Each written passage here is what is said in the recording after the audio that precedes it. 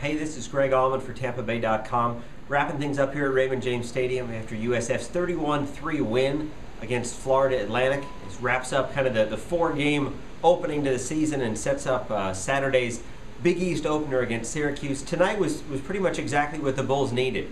A lot crisper, a lot better looking than last week's win against Western Kentucky. I think it starts on defense. They tied a school record with 7 sacks.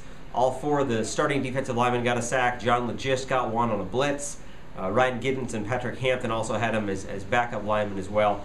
Really got to Jeff Van Camp, harassed him, knocked him out of the game. A very physical, dominating game on the defensive side of things. They actually gave up a fair amount of yards, but only gave up a field goal. Only really let FAU drive down the field once. Picked them off in the red zone once. Got their first fumble recovery of the season. What they're looking for in defense is what they had tonight. Pressure, attacking, very aggressive play all around. Offensively, it wasn't a wow game. The Bulls only finished with 291 yards of offense, which has to be among their lowest in a win. But they played very efficiently. You look at B.J. Daniels, he's 14 of 19 for 155 yards. It's the second best he's ever had as a starter in terms of completion percentage, about 73%.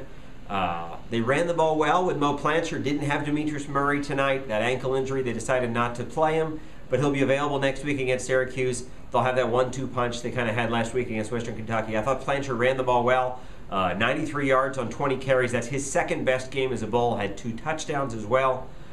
Special teams, you talk about a punt block for a touchdown. That's their second punt block for a touchdown in 4 games.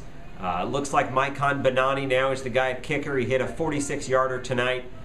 Still needs to kind of show he's consistent, but it looks like he'll have the next chance. They're saying that Eric Schwartz had a hip injury that kind of affected him a little bit, but you have to think that Benani now has the right to have the job until he misses a kick, if you will. Next week, obviously, is a much bigger challenge with Syracuse coming in here. Syracuse is a team USF is 5-0 against in the Big East, but obviously they've played well. Syracuse is a lot like USF. They have 3 wins, but they're against Colgate, Akron, and Maine, which is right there with Stony Brook, Western Kentucky, and Florida Atlantic in terms of actually telling you something about a Big East team. But a big game coming up, and a lot of momentum for USF going into that game after an all-around, real good, complete game for the Bulls tonight against Florida Atlantic. We'll have more on TampaBay.com. Thanks again for checking in.